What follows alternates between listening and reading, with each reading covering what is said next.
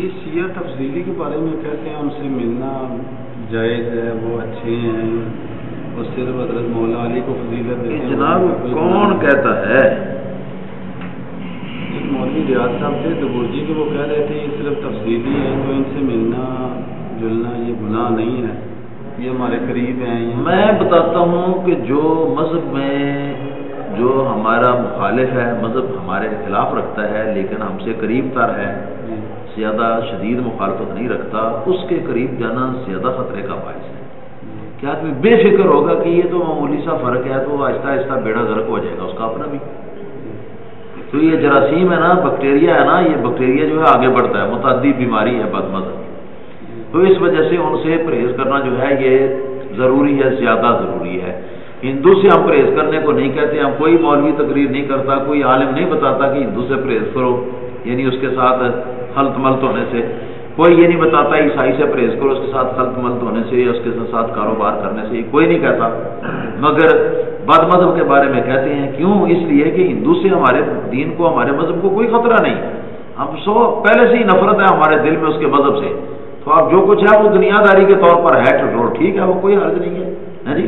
لیکن یہ جو بد مذہب ہیں، تو بد مذہب کے بارے میں ایک تو وہ ہیں جن کے اوپر کفر کا فتویٰ ہے، تو ان کے ساتھ تو ویسے ہی جائز نہیں ہے، اور ایک وہ ہیں جن پر کفر کا فتویٰ نہیں ہے لیکن یہ کہ ہے وہ بد مذہب، اور یقین ہے کہ اس کے قریب جانے سے جو کچھ نہ کچھ معاملہ گڑبڑ ہی ہوگا۔ اس لیے کہ پاک اور پلید جو چیزوں کو جب ملا دیا جائے آپس میں تو اس کا نتیجہ مجموعہ ناپاک ہی ہوتا ہے جی، اس کا مجموعہ ناپاک ہی ہوتا ہے۔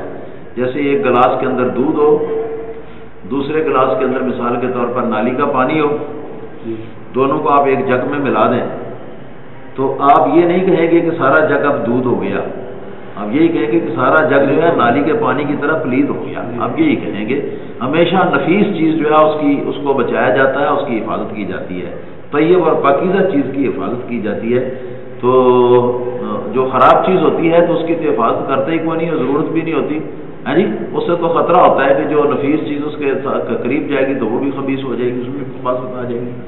تو یہ زیادہ خطرہ جی ان سے ہے کہ جو ہماری طرح نماز پڑھتے ہیں اور ہماری طرح دیکھنے میں نظر آتے ہیں لیکن ان کے عقیدے کے اندر بڑی خرابی ہے، تو اس قسم کے لوگوں سے پرہیز جو ہے وہ زیادہ ضروری ہے، خاص طور پر عوام الناس کے لیے۔ لیکن پرہیز کا معنی یہ نہیں ہے کہ ان کے ساتھ ہم لڑائی کرنا شروع کر دیں یا ان کو شوٹ کر دیں یا ان کے ساتھ ہم